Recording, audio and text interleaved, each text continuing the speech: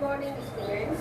हम लोग पढ़ रहे थे अमेरिका और तृतीय विश्व। हम सबको मालूम है कि अमेरिका विश्व का नेतृत्व करता राष्ट्र है, महाशक्ति है और समस्त विश्व की कार्यवाहियाँ अमेरिका के ही हाथों में निश्चित है, द्वारा ही निश्चित की जाती है। उस अमेरिका का तृतीय विश्व के राष्ट्रों के साथ कैसा संबंध रहा है, किस प्रकार से हम संबंधों को पढ़ते हैं, उससे पहले हमें जानना होगा कि अमेरिका के संबंध तृतीय विश्व के राष्ट्रों के साथ क्यों है। तो तृतीय विश्व के राष्ट्रों की विशेषताएं क्या है, पहले हमें उसे जानना होगा। हम पढ़ चुके हैं कि तृतीय विश्व के राष्ट्र अल्प विकसित राष्ट्र है, जिनका अभी बिल्कुल भी विकास नहीं हुआ है। अमेरिका क्यों चाहता है उन्हें आगे बढ़ाना, प्रगति के पथ पर लाना चाहता है, किस प्रकार से वो उनको संबल देता है और किस प्रकार से उनकी कुछ कमजोरियों का फायदा भी उठाता है। तो ये नेतृत्व करता राष्ट्र क्या करना चाहता है तृतीय विश्व के राष्ट्रों के बारे में, लेकिन हम उस तृतीय विश्व के राष्ट्रों की मुख्य मुख्य विशेषताएं इस प्रकार से पढ़ेंगे।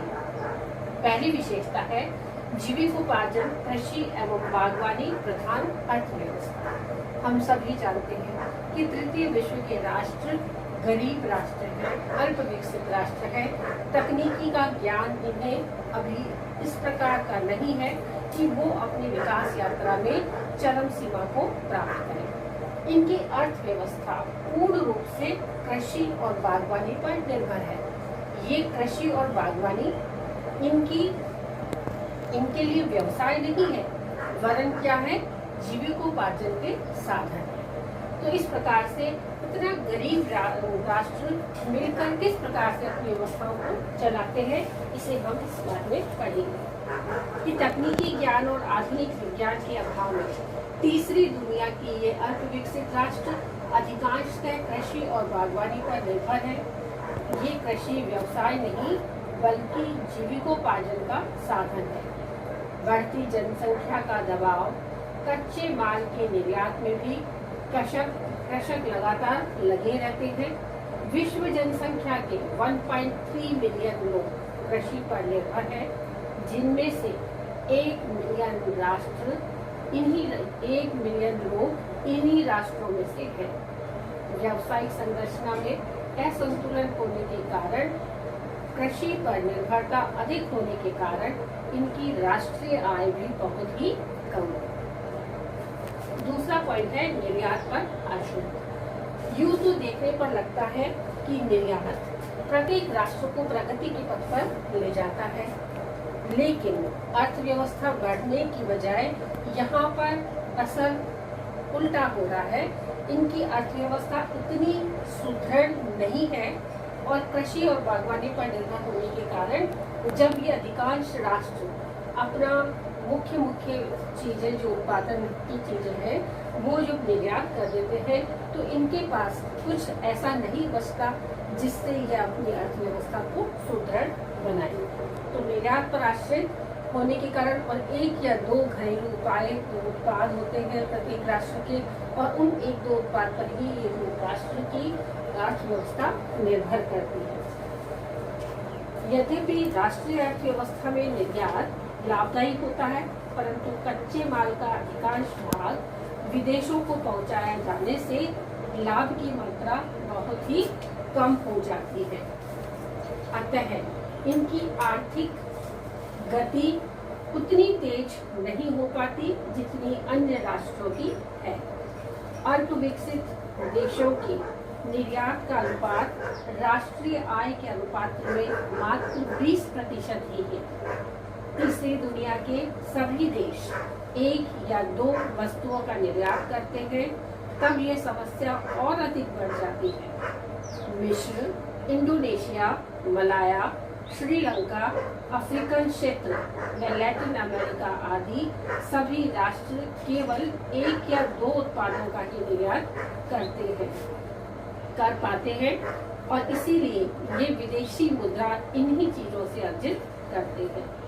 निर्यात पर अधिक आश्रित होने के कारण विदेशी बाजारों में इनकी स्थिति कभी उच्च तो कभी निम्न रहती है, जिसका प्रभाव इनकी अर्थव्यवस्था पर देखा जा सकता है। इस प्रकार से अगला पॉइंट हम पढ़ेंगे असंतुलित घटक। उत्पादन में पूर्ण घटकों की गतिशीलता के कारण एक उद्योग से दूसरे उद्योग में सीमांत प्रतिफल समान रहता है।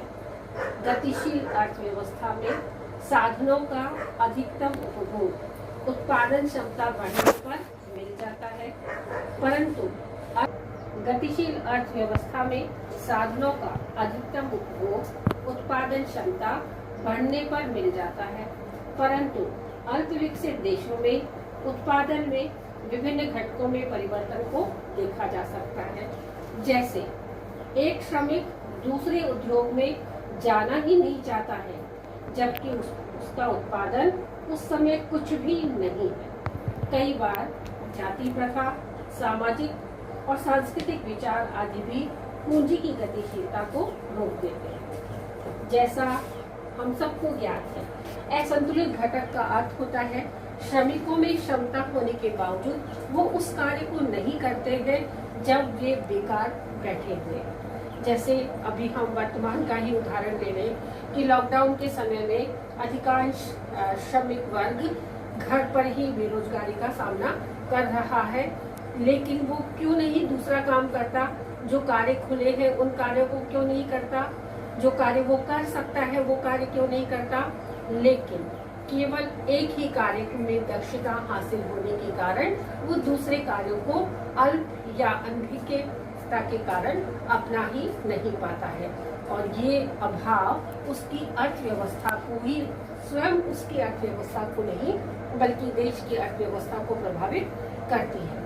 तो इस असंतुलित घटक के कारण तृतीय विश्व के राष्ट्रों को अर्थव्यवस्था में गतिशीलता का अभाव कई बार देखने को मिल जाता है। अगला है जनसंख्या वृद्धि। ये तृतीय विश्व के लोग जनसंख्या वृद्धि का विस्फोट है। यहाँ पर लगातार बढ़ती जनसंख्या इस कारण इस कदर से बढ़ रही है कि उनका अपना मुख्य जीविकोपार्जन करना ही मुश्किल हो रहा है। इन्हें मुख्य चीजों की आवश्यकता की पूर्ति के लिए बहुत ज्यादा मेहनत मशक्कत करनी पड़ रही है, फिर भी ये अपनी जनसंख्या का पूरा पेट नहीं भर पा रहे हैं। कारण क्या रहा है कि तृतीय विश्व के राष्ट्र जनसंख्या वृद्धि के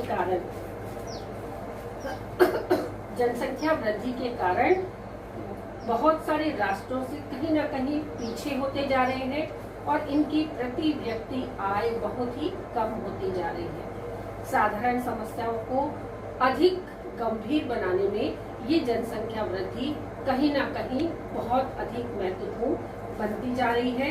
इस साधारण समस्या को गंभीर बनाने में सक्षम है। अगला पॉइंट है अस्थिर राजनीतिक व्यवस्था। तृतीय विश्व के देशों में आज भी राजनीतिक अस्थिरता के दौर को देखा गया है। उन देशों में राजनीतिक प्रक्रियाएं संकट के दौर में होने के कारण संविधान में लोकतंत्र के आधार सुनिश्चित नहीं कर पा रही है। संविधानों में बार बार मौलिक संशोधन किए जाते हैं तथा एक मूल्य को एक निश्चित स्थान पर आरोपित कर दिया जाता है। इन देशों में समाजवाद, साम्यवाद आदि विचारधाराएं तथा उदारवाद, व्यक्तिवाद जैसी विचारधाराएं लोक कल्याण को सदैव प्रभावित करती रही है, तो इसीलिए ये राजनीतिक अस्थिरता का पर्याय बने हुए हैं। राजनीतिक अस्थिरता के कारण ये तृतीय विश्व के राष्ट्र कहीं भी एक स्पष्ट विचार नहीं रख पा रहे हैं। कभी किस विचार को अपनाना उनको बेहतर लगता है, जैसे ही परिस्थितियां चेंज हो जाती है वो विचार उन्हें बिल्कुल महत्व का नहीं लगता है और उन्हें उसमें संशोधन किया जाता है। इसी राजनीतिक अस्थिरता के कारण ये राष्ट्र कहीं ना कहीं अन्य राष्ट्रों से पीछे होते जा रहे हैं।